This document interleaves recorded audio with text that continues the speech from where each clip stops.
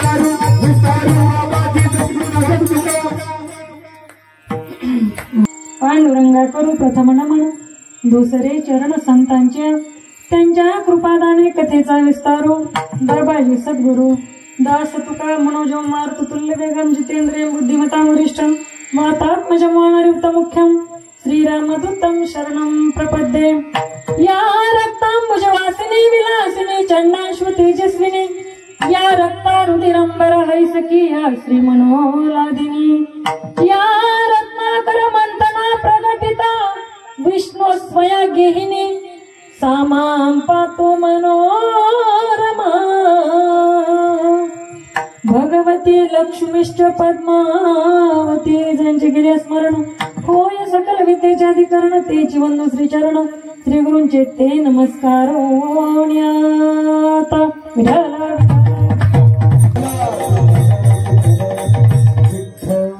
सत्वर पावगे मला भवानी आई रोडगा वाहिल तुला प्रस्तुत प्राप्त प्रसंगी कीर्तन रूपी सेवेकरता भगवंताच्या सेवेकरता आई जगदंबेच्या सेवेकरता नवे नवे जमलेला तुम्हा सर्व संत स्वतेजन समर्थ माझा पंचसेवेकरता निवडलेला अभंग रूपी भारूड नाथबाबांचं भारूड भारुड्या प्रकरणातील हा अभंग आणि आजच्या नवरात्रामधील अखंड हरिनाम सप्ताहातील तिसऱ्या दिवसाच्या तिसऱ्या माळेच्या निमित्तानं निवडलेला आहे. विठाला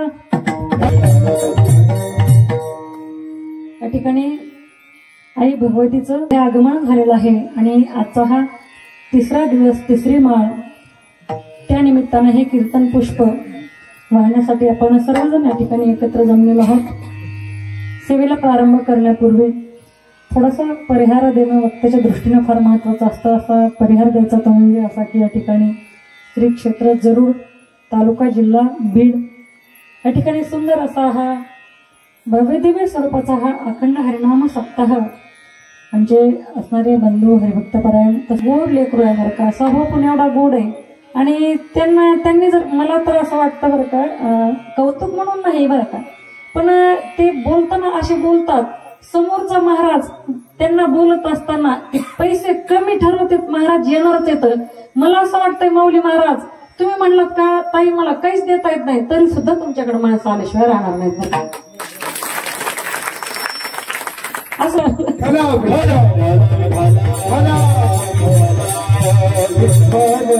परिहार द्यायचा तो म्हणजे असा, जरूर या गावी सुंदर असं हे वर्ष किती महाराज म्हणले, दुसरंच वर्ष. हा बरोबर, देवीची कृपा आहे, त्या मा भगवतीची कृपा आहे. गोड व्यक्तिमत्व आहे बरं का माऊली महाराज. आडनाव काकडेच ना, माऊली महाराज काकडे. त्यांच्या मार्गदर्शनाखाली किंवा त्यांच्या संयोजनातून हा सुंदर असा सप्ताह चालू आहे. आता सुंदर असा हा कार्यक्रम त्यांनी मनात आणलं आणि आई जगदंबा त्यांच्याकडून हे कार्य पूर्ण करून घेणार आहे, करून घेते आहे. माणसांच्या बोलण्यामध्ये ती ताकद असते, पावर असते बरं का. कारण प्रत्येकाला बोलता येत नाही, तारीख घेणाऱ्यालाही बोलता येत नाही, कधी कधी देणाऱ्यालाही बोलता येत नाही, पण महाराजांचा गोड स्वभाव आणि त्या कारणास्तव मागच्या वर्षी आमचं येणं झालं, यावर्षी येणं झालं. त्याचबरोबर बाकीची सर्व गायक मंडळी बरं का, एकापेक्षा एक भारी. आमचे आबा महाराज, त्याचबरोबर इकडे आमचे हरिभक्तपरायण धर्मा महाराज, आमचे भागवत महाराज, माऊली महाराज, आमचे ऋषी महाराज, इकडे सर्व ही मंडळी, बालगोपाल मंडळी, गणेश महाराजांच्या संस्थेतले आहेत ना, गणेश महाराज लोंढे, आमचे मिळून आहेत ते गणेश महाराज लोंढे आणि त्यांच्या सर्व संस्थेतले हे विद्यार्थी बरं का. महाराजांनाही धन्यवाद, सुंदर गोड विद्यार्थी घडवतात बरं का. आणि विनेकरी बाबा लयच गोड, विनेकरी बाबांचं अगोदर सांगितलंय, हारवी लय छान दिसायला लागला त्यांना. काय त्यांचा फोटो काढून घ्या, करमत नाही तेव्हा बघत बसा. विठाल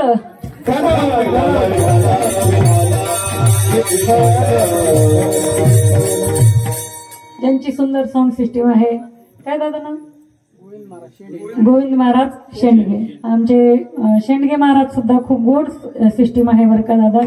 तुम्ही म्हणता लय कौतुक करायला लागलात, काही जाताना काही देता का पाकिटातलं, तसं काही विचार करू.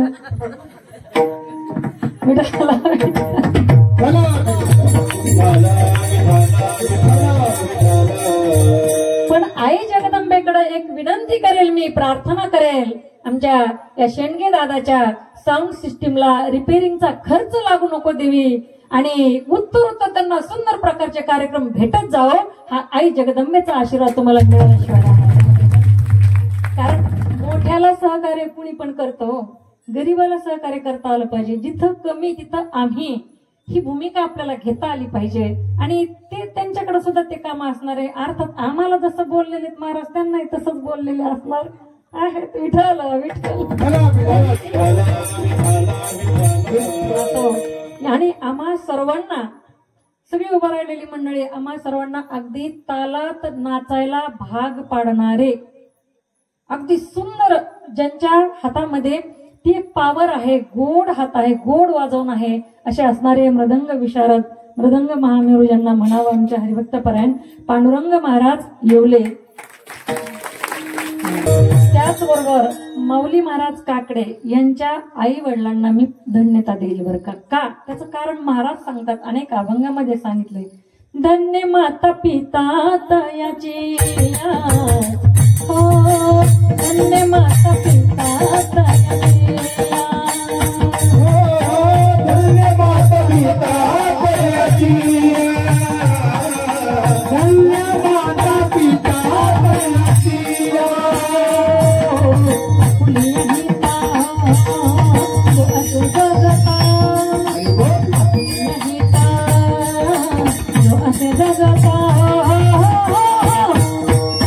धन्य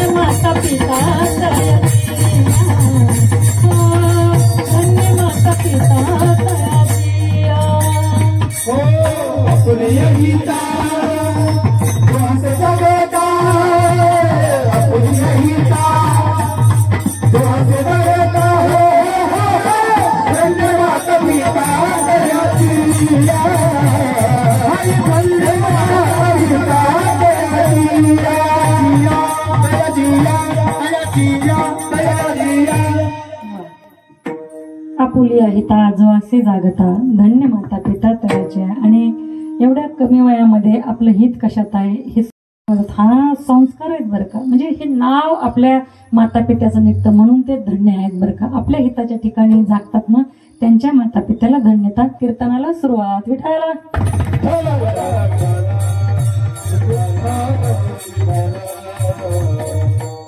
प्रस्तुत अभंगामध्ये महाराजांनी हे भारूड आहे बरं का. भारूड आपल्याला फार आवडतं. प्रस्तुत अभंग हा शांतीब्रह्म एकनाथ महाराजांचा आहे. एकनाथ महाराजांचा अधिकार सांगायचं म्हटलं बघा, ज्यांच्या घरी देव 36 वर्ष राबला, 36 वर्ष ज्यांच्या घरी देवानं काम करावं असे माझे नाथ बाबा, काय अधिकार मोठा आहे हो. आणि सांगू तुम्हाला, सगळ्या संतांमध्ये संत राजा माणूस कोणाला म्हणतात बरं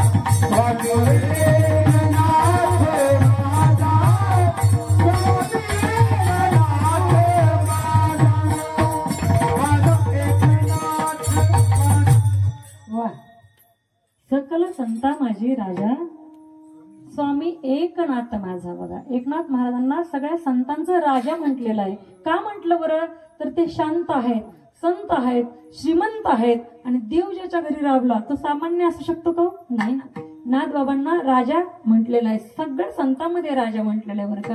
आणि खऱ्या अर्थानं ते राजा आहेतच. होते कधी म्हणायचं नाही बरं का संतांना, ते असे होते असं नाही.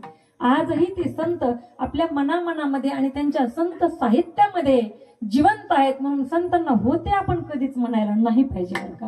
चला बघा, समाजामध्ये एक परमार्थाची गोडी लागावी, अध्यात्माची गोडी माणसाला लागावी, यासाठी सर्व संतांनी वेगवेगळ्या प्रकारच्या रचना केल्या. कुणी अभंग लिहिले, कुणी गवळणी लिहिल्या, कुणी त्या ठिकाणी भागवत सांगितलं. भागवत नाथबाबांचं सुद्धा भागवत आहे, भागवत सांगितलं. कुणी आंधळा पांगळा काय काय काय लिहिलं बरं का. सगळ्या संतांचं लिखाण संत साहित्य आहे.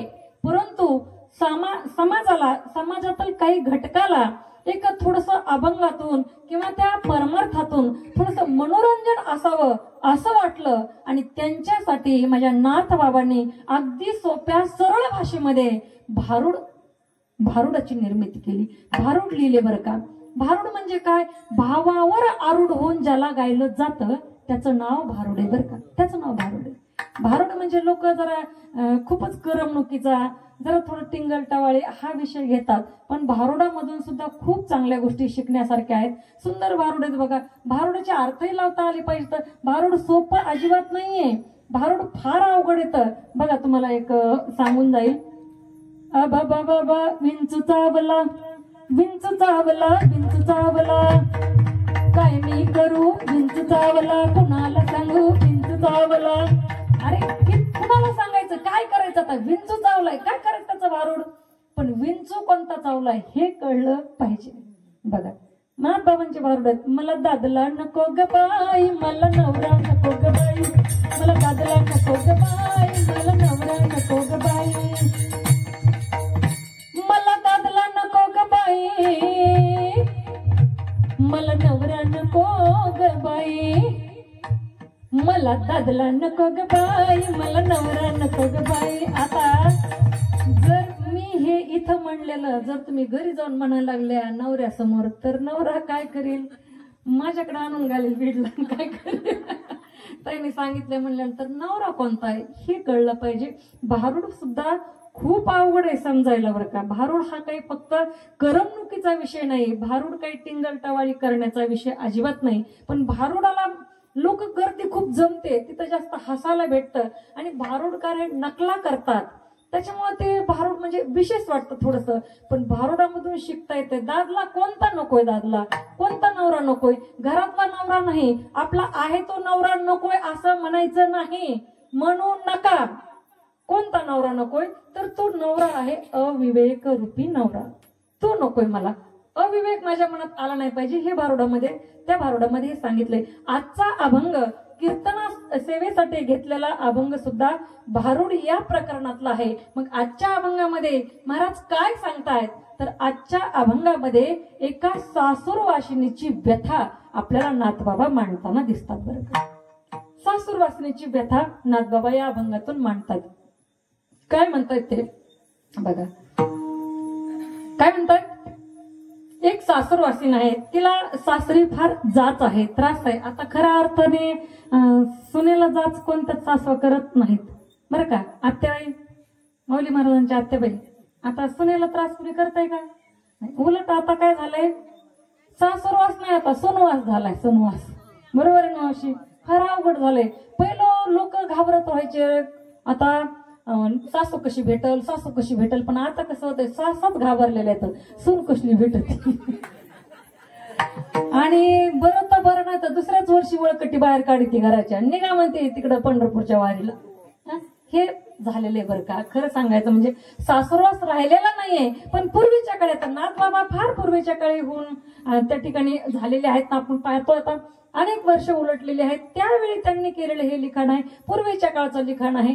पूर्वी सुनेला फार त्रास असायचा आणि त्या सुनेला त्रास झाल्यानंतर तिला असं वाटायचं कुणाजवळ सांगावं. घरी मायबापाला सांगता येत नाही, त्यांनी एवढं कर्ज काढून लोकांची लग्न करून दिलेलं असतं. मग त्यांना सांगावं, त्यांना त्रास देण्यापेक्षा कशाला सांगायचं. आहे त्या परिस्थितीमध्ये ती सून असणारी कशाही परिस्थितीमध्ये राहत होती. आता परिस्थिती तशी राहिलेली नाही. जाताना, लग्न करून जाताना किंवा लग्नाच्या एखाद दुसऱ्या महिन्यातच आई सांगते फोन करून, पोरी पटलं तर बघ, जमलं तर राह तिथं, नाहीतर ये इकडं. तुझ्या बापाला सांगते तुझ्या नवऱ्याला काही काम लावायला, पण तू काय तिथं कोणाचा त्रास सहन करायचा. पूर्वीच्या आया सांगायच्या, बाई आता तुझं हे घर संपलंय, हा तू कधी पण ये, 4 दिवस पाहुणे राहा, पण आता कायमचं तुझं घर काय आहे, तुझं सासर आहे, तुला तिथं राहायचंय. पूर्वीच्या आया हे सांगत होत्या. पण आताच्या आय म्हणते, बघ तिकडचं जरा इकडं ते थोडं बघ, तू एखाद 2 महिन्यात जमलं तर ठीक आहे, नाही तर लगेच जावायला घेऊन इकडे. मी सांगू का एक गोष्ट, ज्या मुलीच्या संसारामध्ये तिच्या आईचा हस्तक्षेप असतो ना, त्या मुलीचा संसार कधीच चांगला होऊ शकत नाही बरं का. तो उद्ध्वस्त झाल्याशिवाय राहत नाही. म्हणून माझी विनंती आहे तुम्हाला की आपल्या लेकीच्या, इथं कुणी करतच नसतील बरं का, आई भगवती समोर बोलते मी, पण कुणी करत असतील, एखाद दुसरं चुकून थोडंफार सांगत असतील, अजिबात सांगायचं नाही. प्रसंगाला बोलावं लागतं मोठ्या माणसाला, पण त्यांच्या घरातले काय जे असेल ना ते त्यांचं ते मिटवतील, त्यांचं ते निपटीतील. आपण त्याच्यामध्ये तेवढी दखल द्यायची नाही पाहुण्या माणसांना. चला विठाला विठाला. अभंगामध्ये महाराज म्हणतात, सत्वर पावगे मला भवानी आई रोडगा वाहिल तुला का म्हणतायत, तर ती सासूरवासीन इतकी जाचाला कंटाळते, इतकी जाचाला कंटाळते. सासऱ्याचा धाक, सासूचा धाक, जावेचा धाक, दिराचा धाक, नंदीचा धाक, अजून इकडून तिकडून 2-3 कार्टे असतात नंदीचे, ते पण आपल्या घरी आणून ठेवलेले असतात. बरेचदा असं असतं बरं का. शिकायला तिकडे शाळा बिळा नसली का मग ते माहेरी असतात, ते कोण, नंदीचे कार्टे. महाराज म्हणतात, मी माझ्या पदरचं बोलत नाहीये. मग त्याचा त्रास, किती त्रास सहन करायचा. आणि एके दिवशी ही सासूरवासीनं स्त्री जी होती, मुलगी होती, तिनं ठरवलं एवढा त्रास आहे ना मला, अजिबात जगायचं नाही म्हणली आता. आणि आता कसं झालंय बरं का, हा पूर्वीचा काळ आहे, सहन करून करून तिनं विचार केला आता जगण्यात काय अर्थ नाहीये. पण आताच्या महिला थोडं काय झालं का ते इंट्रेल तर पेत्यान, ते रोगर पित्याल, एखाद आता ट्रेन बी झाली आपल्याला आता. हा आता ते म्हणजे सोपं मरण ते बी झालं नव्हते आतापर्यंत, बरं होतं. मला तर तसंच वाटतं कधी कधी. ते कसं आता ट्रेनच्या त्या स्टेशनच्या बाजूला राहणाऱ्या महिलांची जरा भीतीच वाटायला लागली बरं का. काय बी म्हणा तुम्ही, जाऊ द्या. बघा कोणी फाशीच घेतील काय, अहो ते जीवन एकदाच भेटतंय हो. कितीही मरणप्राय यातना सहन केल्या तरी त्या कराव्यात, कारण हा जन्म नाही रे. आणि तुका म्हणे माझी बाक विठाला.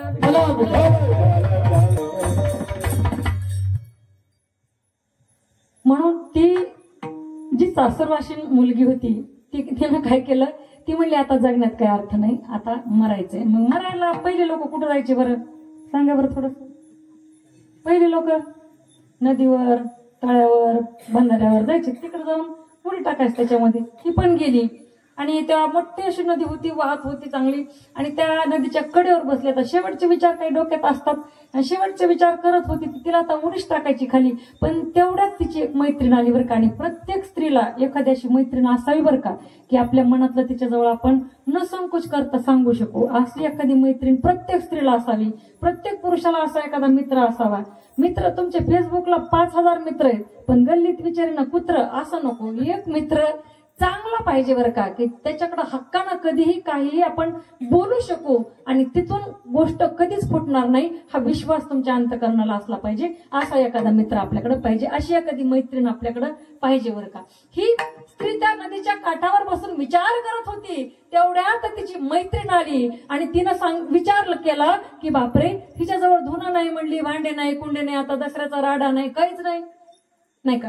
आता दसरा काढून सगळे बेजार झालेलेत ना, बरोबर आहे. दसरा नाही म्हणले, आता काहीच नाही, हिच्याजवळ भांडे नाही, कुंडे नाही, कपडे नाही, धुणं नाही, काहीच नाही. ही अशी मोकळी कशी आली, लगबगीने तिच्याजवळ जाऊन बसली आणि तिला म्हणू लागली, का ग तू अशी का बसलीस, काय मनात विचार आहे तुझ्या, काय चाललंय तुझ्या मनामध्ये. तेव्हा ती सासूराशीन मुलगी सांगू लागली, काय बाई म्हणली, सांगू तुला, इतका त्रास आहे म्हणली घरी, आतापर्यंत मी कुणाला सांगितलं होतं, पण आता सहनच व्हाय नाही म्हणली, सहनच व्हाय नाही, काय करू, जीव द्यायला आली म्हणली. आता ती म्हणली, हे बघ, तू जीव देऊ नको, तू जीव देऊ नको, तू काय कर, एखाद्या देवाची पूजा कर, भक्ती कर, आराधना कर, आणि त्या देवाला तुझं दुःख सांग, कारण देवाशिवाय दुःख दुसऱ्या कोणाला सांगायचंच नाही बरं का. देवा सांगू सुख दुःख, देव निवारील भूक. देव आपल्या भुकेचं निवारण करतो, अर्थात आपल्या संकटाचं निवारण करतो. ती मैत्रीण त्या सासूरवाशिनीला सांगू लागली, तू काय कर म्हणली, असा जीव देऊ नको, तू काय कर, माझ्यासोबत चल, एका मंदिरात आपण जाऊ, एका देवाकडे तू तुझं गारहाणं मांड, आणि देव तुझं नक्की चांगलं केल्याशिवाय राहणार नाही. ती म्हणली, बाई म्हणली, देव इतके मोठे म्हणली, कोण पावन म्हणली लवकर. ती म्हणली, जाऊ दे, देव भरपूर येतात वडिलांच्या जागेवर, पण आपली माय आहे ना. म्हणली, कोण, तीच आहे, पंढरपूर मध्ये उभा आहे ना, विटेवर उभा आहे, 2 कटेवर हात आहेत ना, तीच आहे. तिलाच आपण विठाबाई सुद्धा म्हणतो. तीच या भगवतीचं रूप घेऊन आपल्याकडे आलेली आहे, तीच आहे, तो आणि ती एकच आहे. बघा महाराजांनी किती सुंदर वर्णन केलं. एक विठाबाई, एक विठाबाई, माझे पंढरीची आई, माझ्या पंढरपूरच्या आईला विठाबाई म्हणून आपण संबोधतो. तीच ही विठाबाई, अर्थात आई भगवती. आणि मग त्या सासूरवाशिनीला घेऊन ती मैत्रीण अंबा मातेच्या त्या भगवतीच्या मंदिरात गेली, आणि मंदिरात गेल्याबरोबर दर्शन घेतलं की त्या ठिकाणी ती सासूरवाशिनी म्हणू लागली, हे माते, हे आई, हे भवानी माते, तू काय कर, सत्वर मला पाव. सत्वर म्हणजे काय, अगदी पटकन लगेच ताबडतोब, आज आता ताबडतोब नव्हतं, तसं लगेच मला तू पाव, सत्वर पाव ग मला, भवानी आई रोडगा वाहील तुला. बघा काय म्हणते ती, सत्वर पाव. सत्वर का पावायचंय, तर मला खूप माझ्या घरात त्रास आहे, मला खूप माझ्या घरात जाच आहे, त्या जाचामुळं मी तुझ्याकडे येऊ शकत नाही, त्या ठिकाणी परमार्थाला लागू शकत नाही, भक्ती करू शकत नाही, एवढा त्रास, एवढा त्रास, एवढा त्रास, सगळा त्रास माझा संपू दे, आणि सत्वर तू मला पाव. देवीने विचारलं, ठीक आहे, मी तुला पावते. पाव म्हणजे वडा पाव नाही, किंवा पाव भाजी पण नाही, पाव वडा पण नाही. पाव म्हणजे मला पावन हो, मला दर्शन दे, माझ्या मनातील इच्छा पूर्ण कर, पाव ग मला.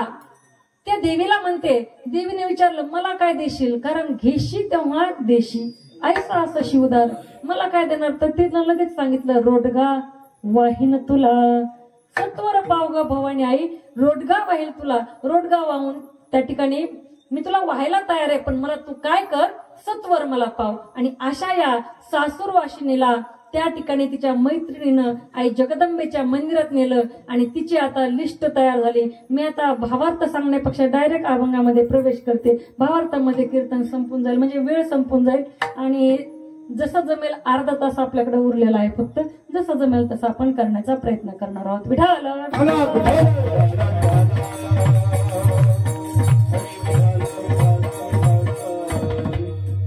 मग आईनं विचारलं, आई जगदंबेनं विचारलं, ठीक आहे म्हटले, तुला मी पावते. आणि सत्वर ताबडतोब लागलीच आई जगदंबा तिच्या समोर प्रकट झाली बरं का.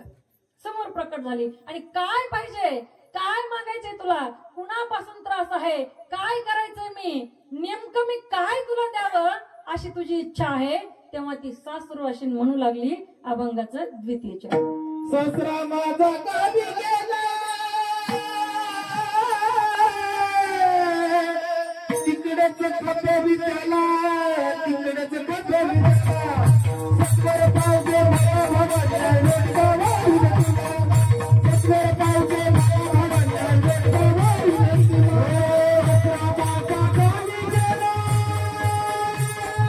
तिकडेच खपे विचारला, तिकडेच खपे विचारला. भवाच्या लोटकावाई तुला, सत्वर पावते मला भवाच्या लोटकावाई तुला, सत्वर पावते मला भवाच्या लोटकावाई तुला.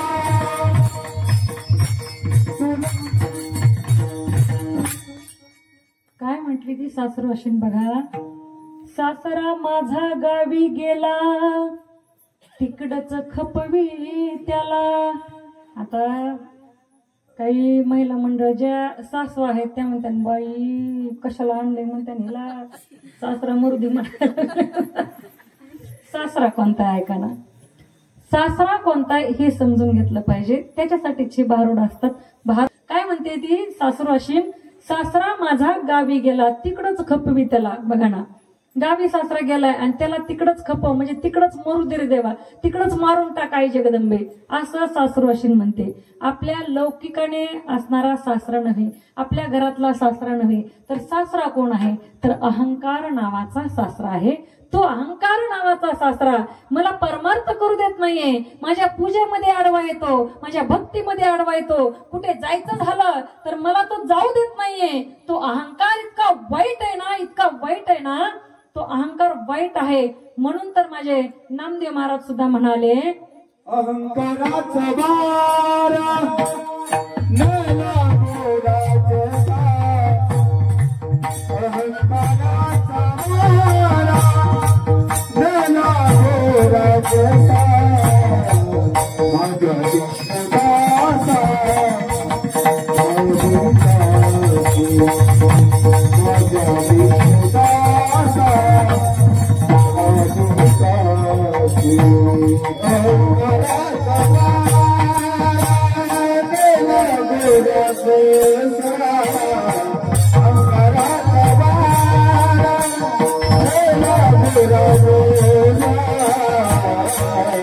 माझ्या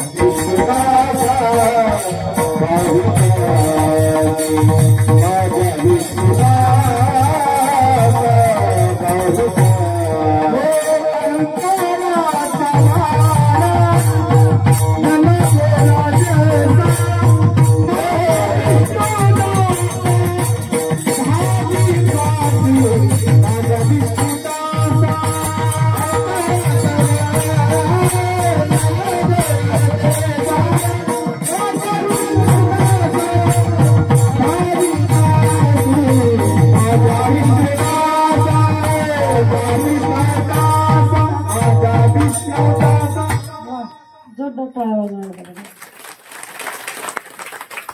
गोड गायन.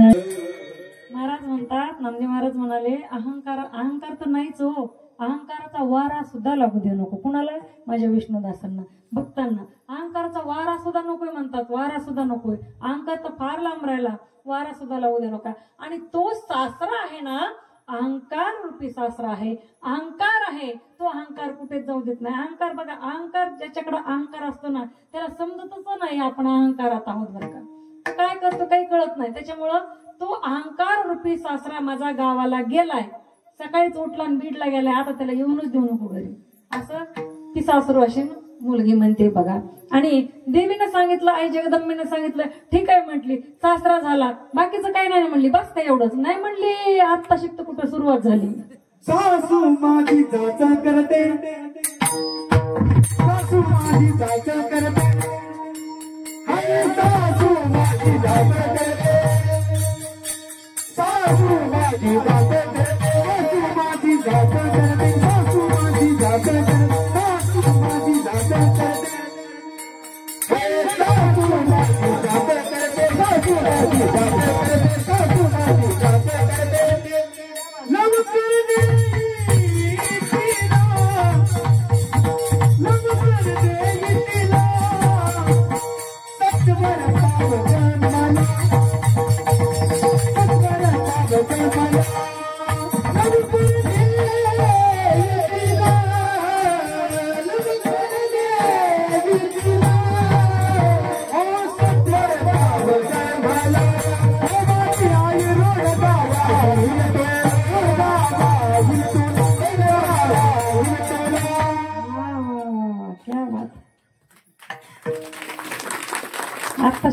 गोष्ट सुरू झाली. म्हणली पहिलं नाव झालं सासऱ्याचं, आता सासू. सासूचं सुनेचं पटतच नाही. पहिल्या सासू या शब्दाचा अर्थ असा आहे सारख्या सूचना, आणि सून सून या शब्दाचा अर्थ आहे सूचना नको.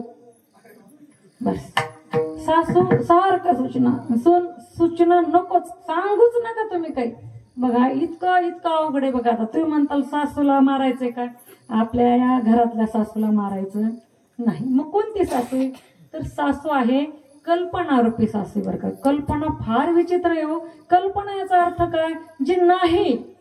जे नाही ना ते दाखवणं, ते दिसणं, त्याचं नाव कल्पना. बसलेली कल्पना सुद्धा नाही. बरं का, सासू कल्पना रूपी सासू आहे. नामदेव महाराज तिथं सुद्धा म्हणले कल्पनेची बाधा न हो गवणे काळी. कुणाला सुद्धा माझ्या संत मांदेआळीमध्ये माझ्या भक्तांना, माझ्या वैष्णवांना कुणालाही त्या कल्पनेची बाधा होऊ नये. कल्पना इतकी वाईट आहे, इतकी वाईट आहे, अहो रडायला भाग पाडते कल्पना. तुम्हाला एक छोटासा विनोद सांगते आणि पुढे जाते. बरं का, ऐका. एका घरामध्ये एका परिवार छान राहत होता. मुलगा, सून, सासू सासरे वगैरे छान राहत होते असे. आणि नवीनच मुलाचं लग्न झालं होतं. आणि नवीन लग्न झाल्यानंतर ती नवीन असणारी सुनबाई सुंदर असं झाडून काढत होती. पहिल्या काळामध्ये शेणाने सारवलेले असायचे घर, ते दररोज सारून घ्यायचे किंवा एखाद दिवस आड तरी सारून घ्यायचे. आता ती फरशी म्हणजे तिला पुसलं तरी तिला चव नाही, नाही पुसलं तरी चवच नाही त्या फरशीला. पाणी पडलेलं कधी कधी दिसत नाही. तर त्या फरशीवर पडून किती म्हाताऱ्या गेल्या म्हणजे दवाखान्यात नाही गेल्या, डायरेक्ट वर गेल्या. माझ्या समोर गेल्यात काही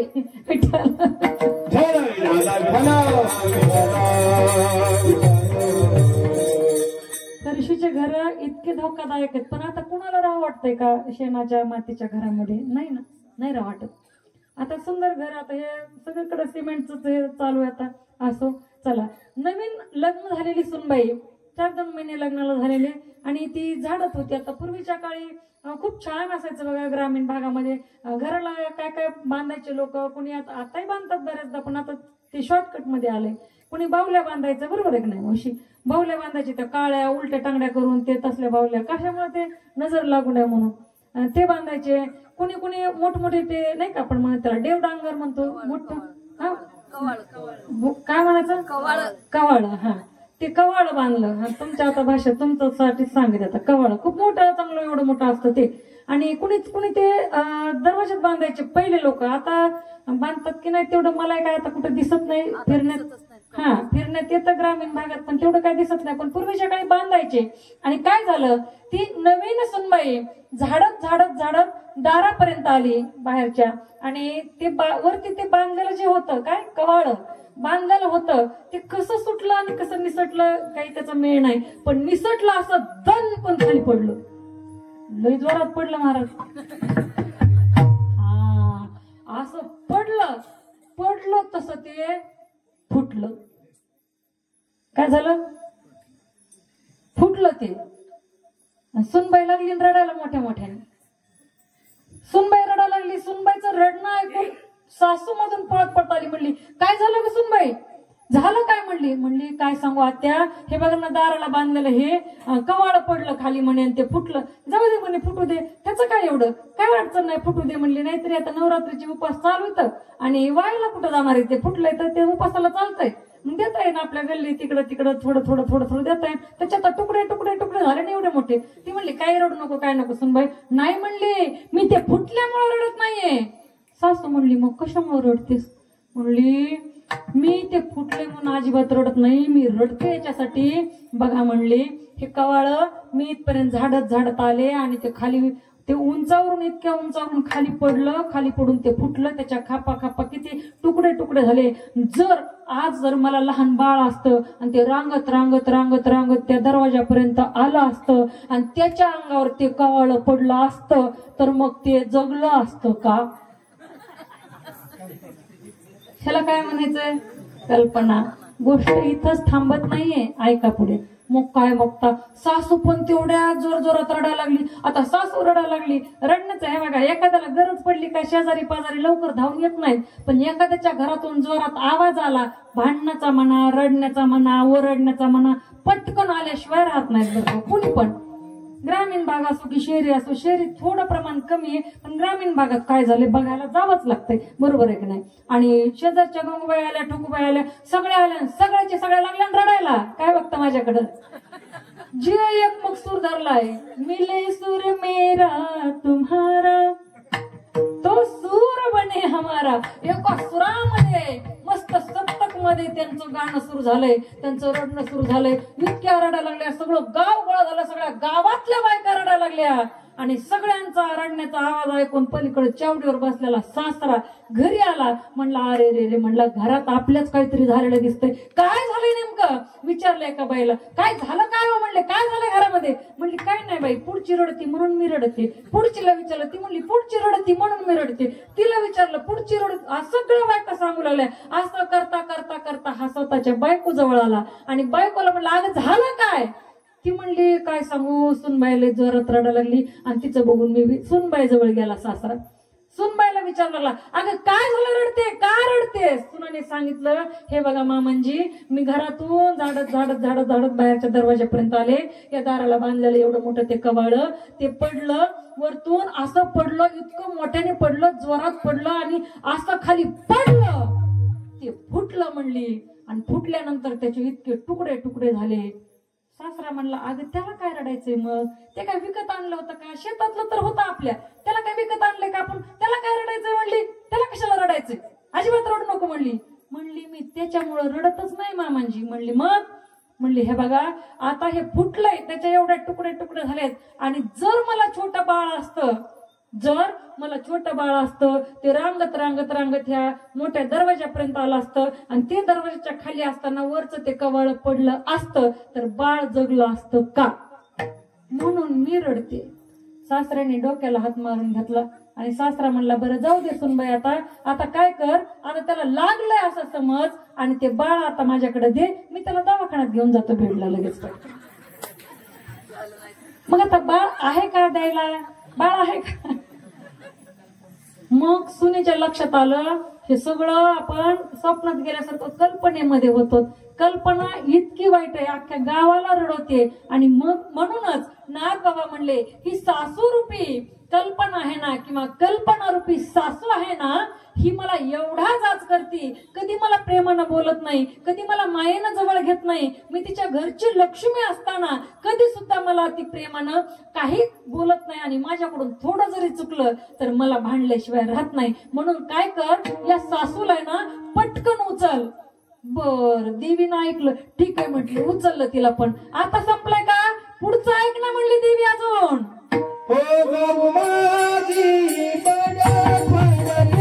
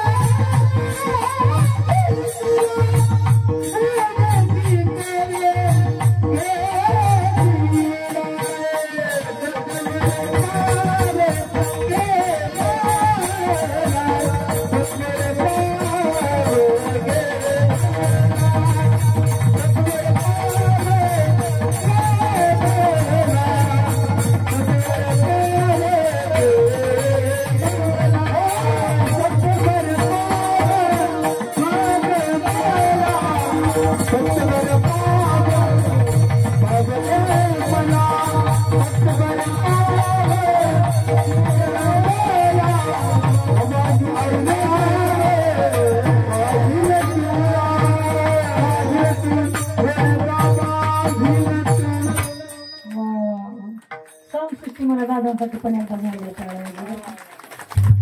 एकच नंबर बरं का. नुसते साऊंड सिस्टीम चांगली असून सुद्धा उपयोग नसतो. त्याला ऑपरेटिंग करणारा पण तेवढ्याच ताकदीचा पाहिजे, तितक्या तत्परतेने करणारा पाहिजे बरं का. त्याच्यासाठी गोड लेकरासाठी एकदा जोरदार टाळ्या. वा क्या बात. आणि महाराज म्हटले सासूर वाशिनीची व्यथा प्रस्तुत अभंगामध्ये म्हणतात. काय म्हटले? त्रास संपला नाही माझा अजून. ऐका ना काय म्हणले?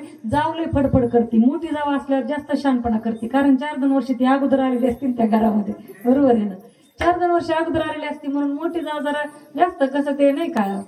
गाणं पण आहे बघा, ते कुठल्या पिक्चर मध्ये होतं, माझं काही तेवढं लक्ष नसतं. काय ते अब तक घर की बहू त्या बहू जेठानी असं काहीतरी आहे ते, माझ्या काय आता सध्या लक्षात येत नाही. आणि जे लक्षात येत नाही का ते पटकन सांगून टाकायचं. आता काय लक्षात येत नाही, बघू पुढच्या वर्षी.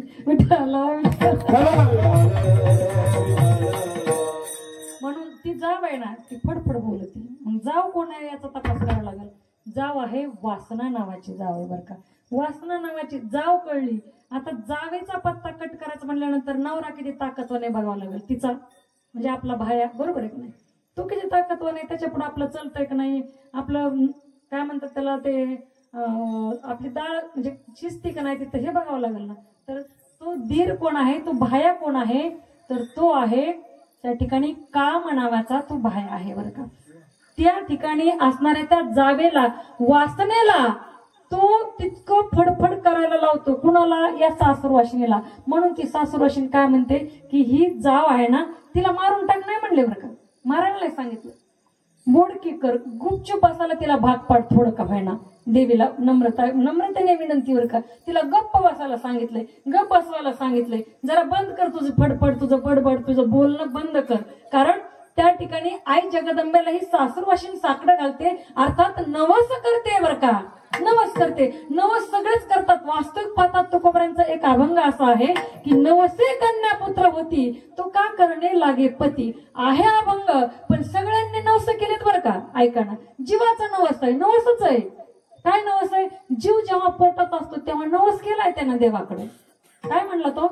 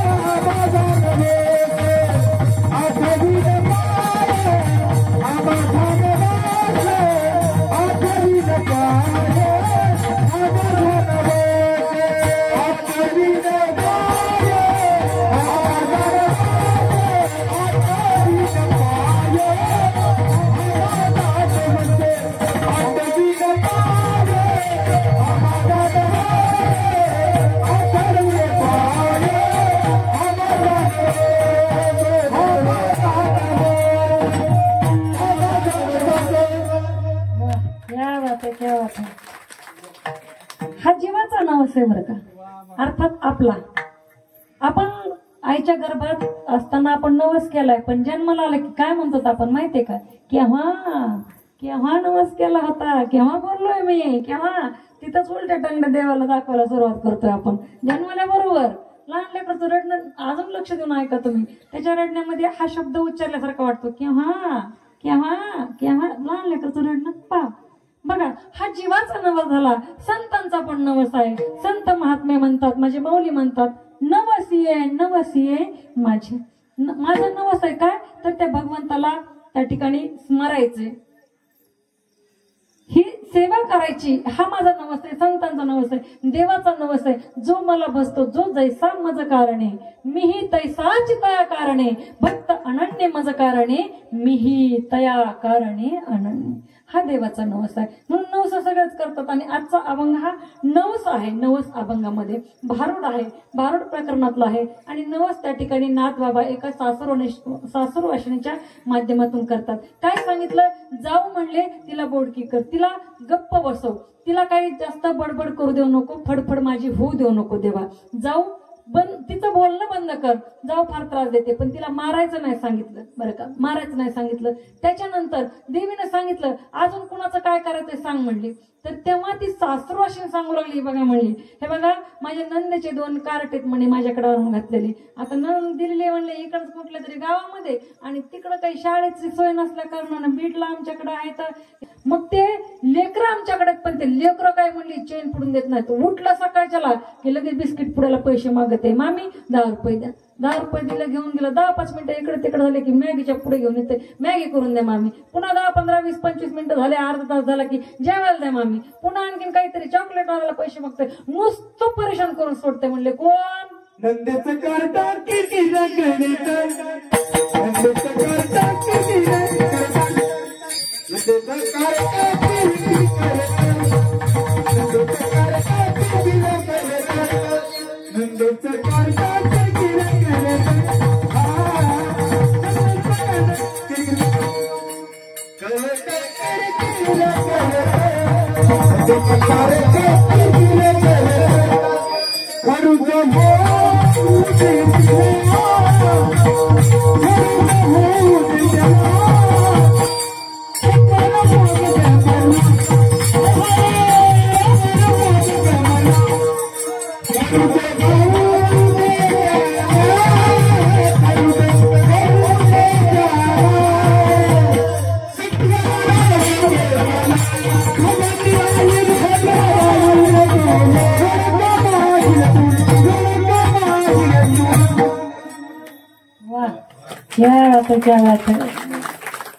खूप सुंदर. काय म्हटले महाराज? नंदेचं कार्ट किरकिर करते. मग त्याला काय, त्याला मारून टाकायला नाही सांगितलं, त्याला मारायचं नाही. काय म्हणले? त्याला खरूज होऊ दे त्याला. बघा खरूज, आता पहिल्यासारखे खरूज वगैरे तसं काही राहिलेलं नाही आता जास्त, पण खरूज झालेल्या व्यक्तीला विचारा त्याचं मन दुसरीकडे लागत का. ते किती अर्जंट कामात असू द्या, किती महत्वाच्या मीटिंग मध्ये असू द्या, त्याला खाज आली की त्याला खाजवावं लागतच. आणि त्याचं दुसरीकडे मनच जात नाही. मग बिस्किट पुढं कशाला मागल, ते चहा कशाला मागल, दूध कशाला मागल, मॅगी कशाला मागल, ज्या अहो ते काहीच मागत नाही, काही त्याचं कुठंच लक्ष जात नाही. कशामुळं? ते खरूज झाल्यामुळं. नुसतं ते खरा खरा खरा खरा ते खाजणार असतं. आणि खरूज नेमकी कुठं होते? हाताला होते, पायाच्या बोटात होते अशी. बघा खरूज जास्त प्रकारात हातालाच होते. आणि ते हात आणि त्याचे डोळे ते समीकरणच होऊन जातं. ती जागा खरुजीची आणि ते डोळे त्याचे आणि त्याचं ते काम खाजवणं खरखर. मग त्याला मारून टाकायला सांगितलं नाही. मग त्याला काय सांगितलं? त्याला खरूज होऊ दे म्हणले. कारण ते नंदेचं कार्ट कोण आहे, त्याच्या अगोदर नणंद कोण आहे हे बघावं लागेल. नणंद आहे इच्छा. ही इच्छा रूपी नणंद आहे ना म्हणली. भलती आगाव आहे. तिची इच्छा झाली का माझ्याकडे दे ती पाठवून. तिला काही सांभाळायचं जीवावर आलं की दिलं माझ्याकडे पाठवून म्हणली. ती इच्छा आहे. आणि इच्छेच्या पोटी जन्म घेणारा कोण असतो?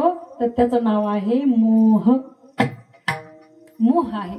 आणि तो मोह माणसाला एवढा मोहून टाकतो ती खरूच आपल्या त्या जखमेवरून पुन्हा लक्ष दुसरीकडे जाऊ देत नाही. म्हणून काय म्हणले महाराज सासूरवाशिणीच्या माध्यमातून की खरूज होऊन जाऊ दे म्हणले त्याला. आणि आता एवढे सगळे संपवलेत. आणि आता शेवटचं बरं का, शेवटचं नाव आहे अत्यंत महत्वाचं आहे. विचार करून बोलते सासूरवाशिणी. ठीक आहे म्हणली, ज्याच्यावर एवढं जीवापाड प्रेम केलंय ना तो सुद्धा मला नको आहे. बघा तुम्ही पती पत्नीचं किती प्रेम असतं एकमेकावर. भांडतील हो, लाख भांडतील एकमेकांचं तोंड बघायचं नाही. संध्याकाळच्याला म्हणतील सकाळी उठले होय ग होय ग आहो, ते सुरू होत त्यांचं विठ्ठल विठ्ठल. बघा एखादी बायको ना ती भांडणं तन्न झाल्यानंतर रुसून म्हणते ती म्हणजे मी चालले माहेरी बरं का. मग मला असं वाटतं नवऱ्यानं तिला म्हणायचंच नाही बरं का, ते जाऊ नको, तुझ्याशिवाय माझं कसं होईल, आमकं ढमकं हे कधीच म्हणायचं नाही. डायरेक्ट कपाटाकडे जायचं. भागवत महाराज डायरेक्ट कपाटाकडे जायचं. आपला अनुभव असले तर बघा तुमचं, तुम्ही आपलं आबा महाराज तुम्ही सगळे बदल बघून घ्या बाबा तुमचं. आपले माऊली महाराज बरेच अजून आपले एकटे तर हा नाही, बाकीचे सगळे बरेच, पण तुम्ही दोघेच नाही इकडे. हा शिमा आता लहान आलं ना लेकर बसलेले माणसं, कधीच बायकोला म्हणायचं होय ग नको जाऊ आता हे असं नाही म्हणायचं. डायरेक्ट कपाटाकडे जायचं, पिशवी काढायची, तिचे कपडे भरायचे, चल सोडून येतो म्हणायचं. बघू करून बघा, पुन्हा कधीच माहेरला जायचं म्हणणारच नाही ते. तुम्ही एकदा करून बघा. विठ्ठल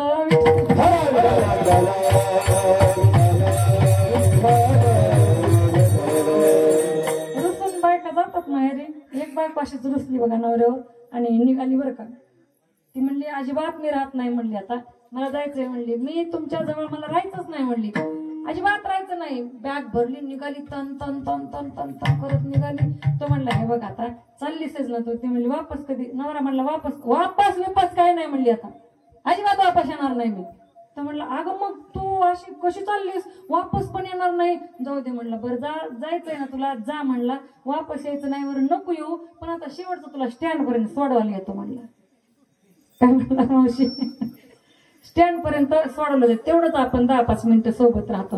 असंच असतं बरं का नवरा बायकोंचं. बसली ना त्याच्या गाडीवर काय बघता माझ्याकडं, जाऊ दे म्हणली बाई आता शेवटचं सोडा म्हणली स्टँड पर्यंत. बसली नवऱ्याच्या माग मस्त पैकी. दरची सवय आता बसलं की बायका असे दर, आता कोण गाडी चालवितंय ते ओळखू येत नाही, बायको मागून तोंड पुढं काढते, कोण चालवितंय गाडी ते बी कळाना. मध्ये आता कसे ते खड्डे पाहून गाडी चालवा म्हणलं, ते खड्ड्यातूनच घालते. ती म्हणते तूच सांगितलं खड्डे पाहून गाडी चालवा, नाही का? हे असलं झालंय बरं का. जाऊ द्या. मला म्हणजे माझी तब्येत पण बरोबर नाही, मध्येच माझ्या डोळ्यासमोर अंधार येतोय. पप्पा बोलले ना मावशी तुला फार म्हणजे त्रास झालेला, पण तारीख घेतल्यानंतर मी ज्या दिवशी मरल ना त्याच दिवशी माझी तारीख कॅन्सल होणार आहे. दुखत आहे म्हणून तारीख कधीच कॅन्सल होणार नाही. माझ्या हातात सलाईन होती, मी सलाईन काढून आलेली बरं का, घरीच सलाईन चालू आहेत. माझं रक्त HB आपल्या कार्यक्रमापासून 5 पॉईंट म्हणजे 5 पॉईंट आहे हेमोग्लोबिन रक्त अंगातलं. ते डॉक्टर मला म्हणले आम्हाला तुमचं दर्शन घ्यावं वाटतंय म्हणले, 5 पॉईंट रक्तावर तुम्ही 2-2 तास उभा राहतात कसं म्हणले. मी म्हणलं ते मी राहत नाही, ती मला उभं करते म्हणून मी राहते बरं का. आणि तुमच्या माहितीसाठी सांगते, 1 महिना झालं मी स्वतःचा स्वयंपाक सुद्धा करून खात नाही बरं का. मावशी तिकडूनच डब्बा आहे, वहिनीच डब्बा देते, बाळाला शाळेचा डब्बा तीच करते. म्हणजे सांगायचंय काय मला, मी कीर्तनाला आले सकाळी, वडील माझ्याकडे आले, तू त्यांना फोन करून सांग म्हणले येता येणार नाही, त्रास होतोय. म्हणजे गपकन अंधार येतोय डोळ्यासमोर, असं म्हणजे काहीच दिसतच नाहीये. अर्ध कीर्तन मला तुम्ही दिसलेच नाहीत करताना, मी आपलं उभ्या आहेत माणसं समोर म्हणून कीर्तन करते बरं का. माणसं दिसत नाही तर 2-5 मिनिटासाठी चला असू द्या. म्हणजे माझं मी फार मोठी आहे किंवा माझं खूप मोठं याच्यामध्ये काही हे आहे सांगण्यात, म्हणजे मला त्याच्यात पण काही रस नाही बरं का. पण ते बरेचदा असं केलं माणसं म्हणतील म्हणजे नेमकं याला ताईला झोप यायली का काय व्हायली, नेमकं काय चाललंय असं वाटलं, म्हणून तुम्हाला जाता आता सांगितलं बरं का. उभा राहण्याची कॅपॅसिटी नाहीये म्हणजे खऱ्या अर्थानं, पण चला तिनं बोलवलंय आणि ती करून घेणारी आई जगदंबा आहे, त्यांच्या नावावर आपलं चाललेलं आहे बरं का. बाकी काहीच नाही आपल्याकडं, काहीच नाही. आणि खऱ्या अर्थानं बरं का ते चालवत येतं, आणि त्यांनी जर सांगितलं की हे बंद करायचंय सगळं, तर एका क्षणही लागणार नाही बंद करायला सुद्धा. त्याच्यामुळं जोपर्यंत आज्ञा आहे तोपर्यंत करत राहायचं, आणि तेवढं करण्याचा आपल्याला तो प्रयत्न आपण केला पाहिजे. काय सांगत होते मी, ती बायको गाडीवर बसली नवऱ्याच्या आणि निघालेला स्टँडकडं. आता मोठीची मोठी बॅग ते घेतलेलं, आणि नवऱ्यानं असं जागा नव्हती. आता काही दिवाळीचा वगैरे सण असला की जागा नसत, दिवाळी येतेच, आणि त्या ठिकाणी जागा नव्हती. नवऱ्याने इतक्या धरपकड करू करू करू करू इतकी बेजारी झाली, त्याच्या 10-12 गाड्यात वर चढला पण जागा नाही म्हणून पुन्हा खाली उतरायचा, पुन्हा दुसऱ्या गाडीत चढायचा, बायकोला जागा भेटावी म्हणून पळ पळ करतो. असा घाम झाला नवरा, आणि शेवटला 15व्या गाडीमध्ये त्याला जागा भेटली बरं का. 15व्या गाडीमध्ये जागा भेटली, व्यवस्थित त्या बायकोला त्या गाडीमध्ये बसमध्ये बसवलं, तो खाली उतरला. मग बसच्या इकडनं नाही का ते आता काचातून बोलतात ना, तो बाजूला उभा राहिला. तर म्हणला का ग एवढं रुसलीस का ग माझ्यावर, एवढी रागवलीस का, मी आता नाही बोलायचं ह्याच्यानंतर. आणि माणसं म्हणतातच बरं का, त्यातले त्यात पिणारे माणसं बायकोला एवढं मारतात संध्याकाळच्याला, आणि सकाळी म्हणतात नाही ग मला तुला मारायचंच नव्हतं, पण पेल्यावर काय होतं काय नाही मला कळतच. मग नको ना ढोसू, कशाला ढोसायचं. ते रात्रीच्याला तसं सकाळच्याला मग ते नीट झाले की बरोबर येतात आणि पेणारी माणसं लय बायकोच ऐकतात बरं का, पण पेलेली नसल्यानंतर ऐकतात. पेल्यावर त्यांना काही कळतच नाही बिचाऱ्यांना. म्हणून बाबांनो या असल्या गोष्टीच्या मागे काही लागू नका. इथं नसतील तसे पण सहज बोलता बोलता चालता चालता सांगून जाते बरं का. नवरा विचारू लागला, नवरा म्हणू लागला का ग भांडणं होतच नसते का ग नवरा बायकोचे, होतात सगळीकडे भांडणं, एवढं मनावर घ्यायचं असते का ग, जाऊ दे नको ना जाऊ तू, नको जाऊ ना तू, नको जाऊ ना. ते म्हणतोय बरं का आता काकुलतीला आला, ती म्हणली नाही म्हणली आता ह्या वेळेस मी तुमचं ऐकणारच नाही म्हणली. किती ऐकलंय म्हणली, माणसानं सहन केलं की बोलतच राहावा, सहन केलं की बोलतच राहावं. बरोबर आहे मला मंडळ. हा तुम्हाला काय माझी किंमतच नाही, तुम्हाला मी भेटले म्हणून आतापर्यंत टिकले, माझ्या जागेवर दुसरी असते तर कवाच पळून गेली असती नाही का. बायका म्हणतातच, आणि कोणती बायको नवऱ्याला म्हणत नाही हे वाक्य, ती बाई दाखव मला आमच्या सकट. सगळे म्हणले हो, कोणी नाही राहिलेलं. हा सांगायचंय का, नवऱ्याला बायको नवऱ्याला बोलते आणि नवरा बायकोला बोलते, पण नवरा आता काकुलतीला आलाय. मग बायकोला वाटलं बाई 10-15 गाड्यात मला जागा बघितली, उभा राहून जाऊ दिलं नाही. नवऱ्याचा जीवच असतो, बायकोवर असतोच बरं का. बायको विचार करते मनामध्ये काय जीव आहे म्हणली बाई नवऱ्याचा, त्याच्या बापाचा. काय मग एखाद्या वेळेस बोललं तर काय होतंय, पिलं एखाद्या वेळेस दारू तर काय होतंय, जाऊ द्या पिऊ द्या म्हणली, रागू द्या भांडू द्या, पण थोडी वेळ आणखीन यांची मजा करते म्हणली. हे बघा पप्याचं बाप, तुम्ही बरं का बोलताय खरंय, पण मी आता अजिबात थांबणार नाही, मी आता वापस घरला येणार नाही. पण तुम्हाला एक गोष्ट सांगते म्हणे, दिवाळी आलेली, मी सगळं फराळाचं केलंय, फराळाच्या डब्यावर नाव टाकून ठेवले तर लाडू, करंजी, चकली, चिवडा, आणि एका डब्यावर नाव टाकलं नाही बरं का, त्याच्यात गुलाबजामुन आहेत म्हणली, त्याच्यात गुलाबजामुन आहेत. तुम्ही काय करा, सगळं थोडं थोडं थोडं थोडं घेत जा, लेकराला देत जा, आणि लेकराला गुलाबजामुनचं नाव त्याच्यावर टाकू नका, विकू नका. गुलाबजामुनचा डब्बा माग सरकून ठेवा, लेकराला येड्याने करते गुलाबजामुनला, म्हणून तो माग ठेवलेला आहे. सगळ्या ह्याच्यावर नाव टाकले तर, पण तो डबा ना गुलाबजामुनचा, तो किचन मध्ये ती वरची फळी नाही का म्हणे, सगळ्यात वरची डब्याची फळी, आणि त्या सगळ्यात वरच्या फळीवर डब्याच्या माग छोटा डबा ठेवलेला आहे, आणि तेवढं लक्षात करून खात जा म्हणला. हे बघ एवढी काळजी ग तुला, कशाला जातीस, उतरली ना बायको काय बघा माझ्याकडं.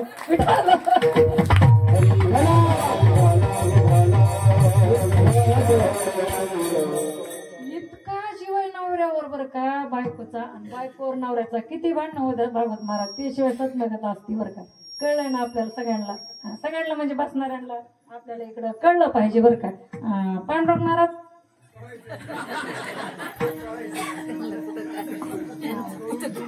तेच म्हणलं, हा भेटा नाही का म्हणजे नेमकं का म्हणून रखडले.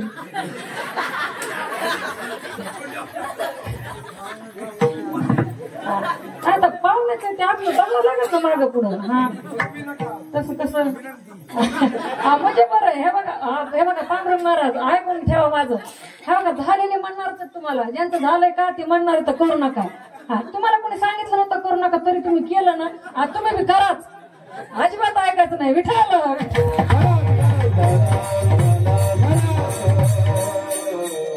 बरं का आबा मारे बरं का, शादी का लड्डू जो खाए वो भी पछताए और जो ना खाए वो भी पछताए, फिर खा के ही पछताना ठीक है ना यार, चलो जाने दो. विठाला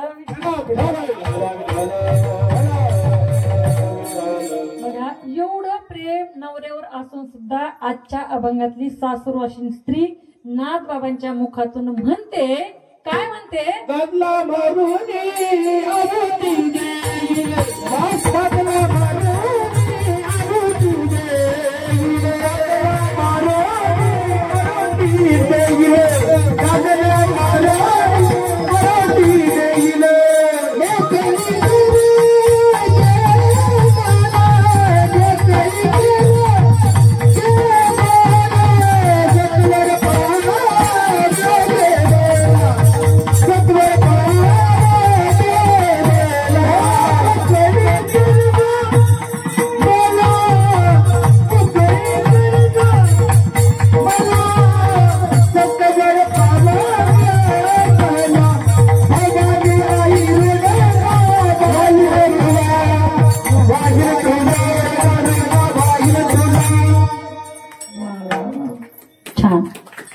दादूला मारून आहुती देईन, मोकळीच कर म्हणले. काय करायचं, नवऱ्याच्या धाकात राहायलाच नको म्हणले, मोकळं कर. त्याला मारून टाकलं की एकदाच तो मरून गेला का मोकळे झाले आणि मग कोण आहे विचारणारा. पण नवरा कोणता आहे का? आपल्या संसारातला प्रापंचिक नवरा तो नाही, लौकिक अर्थातला नवरा नाही. नवरा आहे म्हणजे अविवेक. जिथं विवेक म्हणजे चांगले विचार आणि अविवेक म्हणजे वाईट विचाराचा नवरा, मनात वाईट विचार येणं, हे त्या नवऱ्याच्या. आता आपण कुठं कुणाला बोललो, कुठं उभा राहिलो, नवरा विचारतो कोणाला बोलत होती आणि का म्हणते उभा होती, काय काय काय काम होतं त्यांच्याकडे. हे वाईट विचार ज्याच्यात येतात त्याला अविवेक असं म्हणतात बरं का. आणि खरंय बरं का, नवरा चांगला भेटला पाहिजे बरं का. जोडीदार जीवनामध्ये खूप चांगला भेटला पाहिजे. त्याचा आपल्यावर तितका विश्वास पाहिजे की आपण कुठेही जाऊ द्या, कुणाशी बोलू द्या, कुणी आपल्या घरी येऊ द्या, त्याचा त्याला कधीच असं वाटलं नाही पाहिजे की आपली पत्नी चुकते, की आपली पत्नी चुकीचं काम करेल.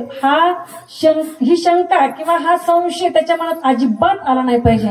एक गोष्ट लक्षात ठेवा बरं का, जिथपर्यंत माझा आवाज जात असेल, कुणी असतील लग्नाच्या मुली वगैरे, त्यांनी ऐकून ठेवलं पाहिजे बरं का. नवरा चांगल्या विचाराचा असला तर आयुष्याचं सोनं होतं बरं का. नवरा चांगल्या विचाराचा असला तर आयुष्याचं सोनं होतं. पण नवरा जर फाटक्या विचारांचा निघाला ना, आयुष्याच्या चिंधड्या झाल्याशिवाय राहत नाही बरं का.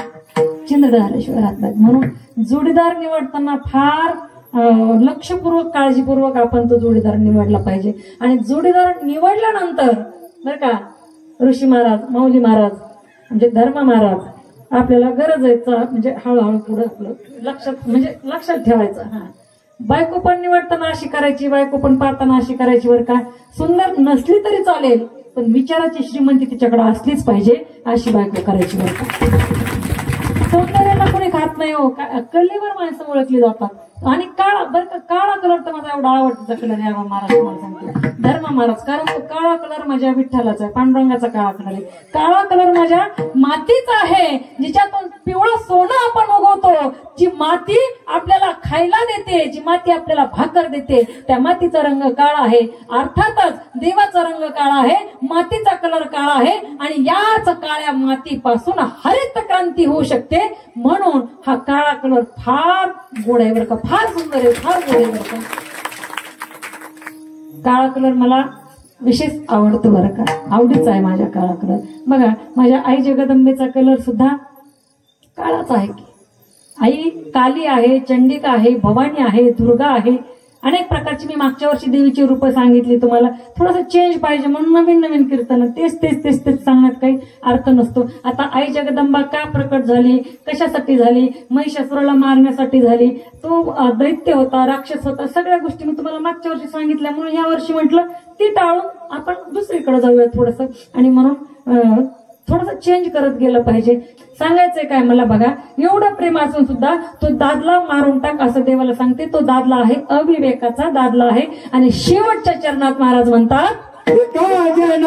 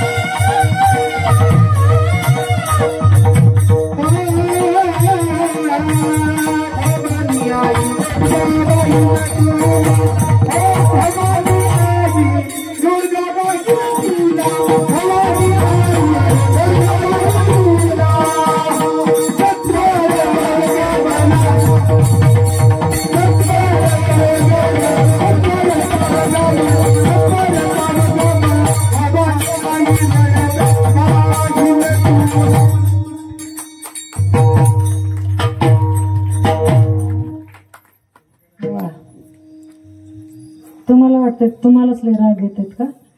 मला पण लय येतोय बरं का, पण मला घरी येतोय. मला राग आल्यानंतर मग काय खरं नसतंय. मी भांडे आपटीते, कधी लेकरं धरून आपटीत असते. इतका राग येतोय आपल्याला. तुम्हाला वाटू देऊ नका, तुम्हालाच येतोय फक्त. हा मला पण येतोय, पण मला घरी येतोय. हा विठ्ठल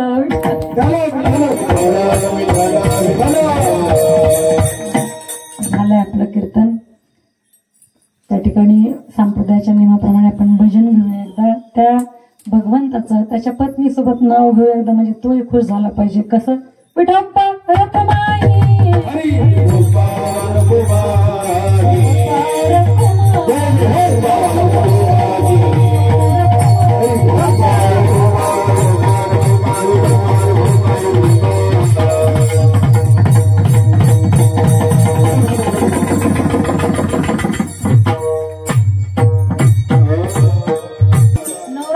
साजरा करतोय.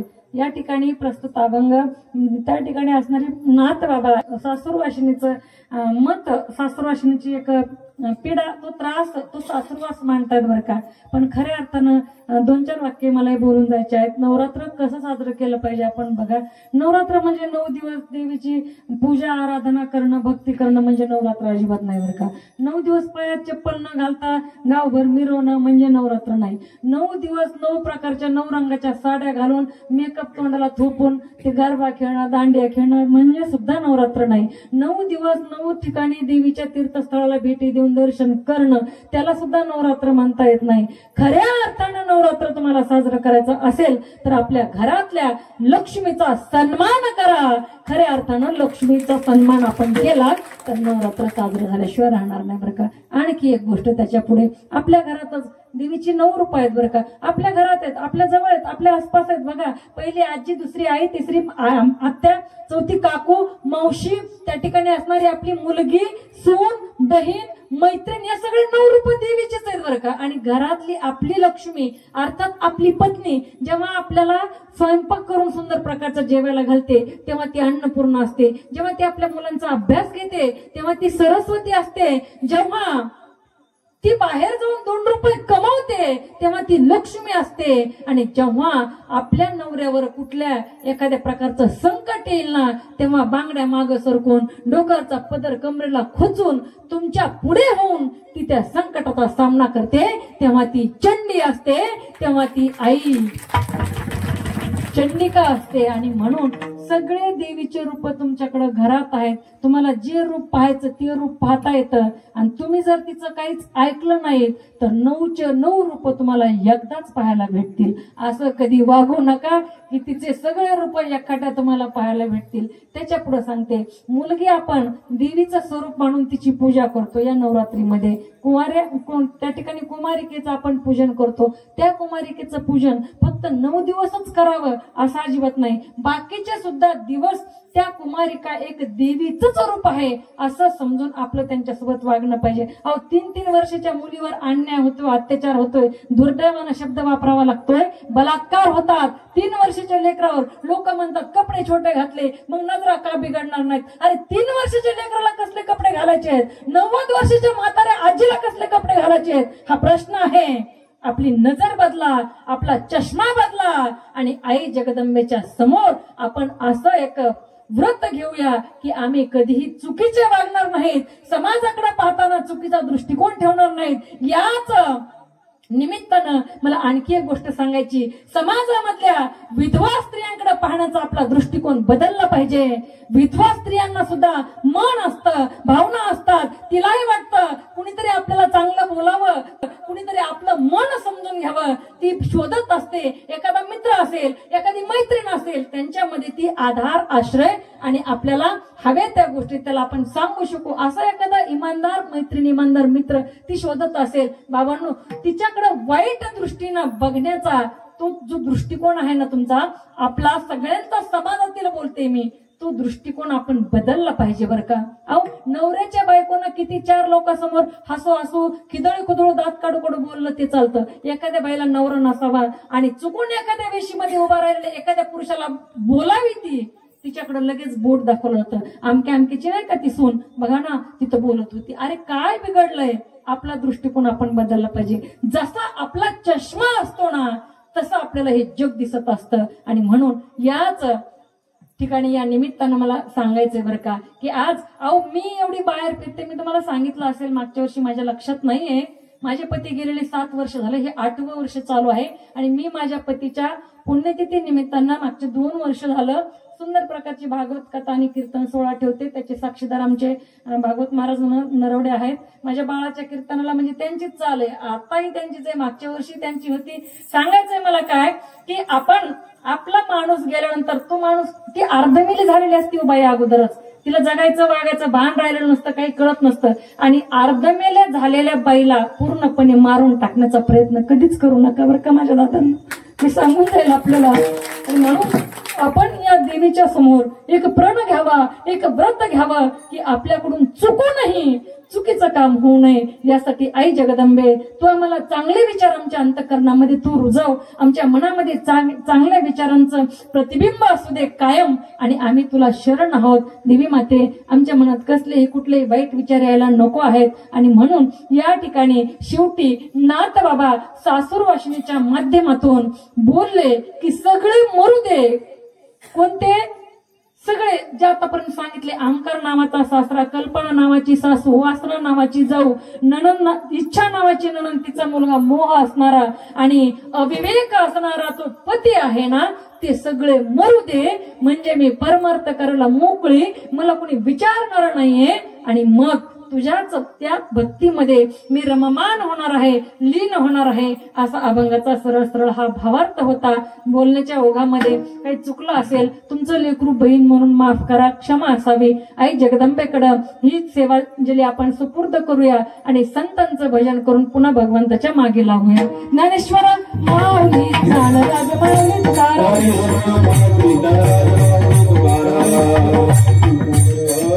एकदा का संतांच्या सोबत आपण आलो, त्यांच्या संगतीत आलो ना, तर आपल्याला भेटल्याशिवाय राहतच नाही हो. तत्पूर्वी सर्व आमचे गायक वादक असतील सर्वांचे मी आभार व्यक्त करते. आबा महाराज मिसाळ, जवागत महाराज, धर्मा महाराज, चिमावली महाराज, ऋषी महाराज आणि आमचे मेहुणे असणारे लोंढे महाराज, गणेश महाराज लोंढे यांच्या संस्थेतील सर्व गोपाळ मंडळी, साऊंड सिस्टीमवाले दादा, खूप गोड सिस्टीम आहे, मृदंगाचार्य महाराज आणि तुम्हा सर्व संत महात्म्याचे पुन्हा एकदा आभार व्यक्त करते. आणि मी सांगत होते की संतांच्या सोबत गेलं तर तो भेटल्याशिवाय अजिबात राहत नाही. तो कोण? विठ्ठल. जय जय विठ्ठल.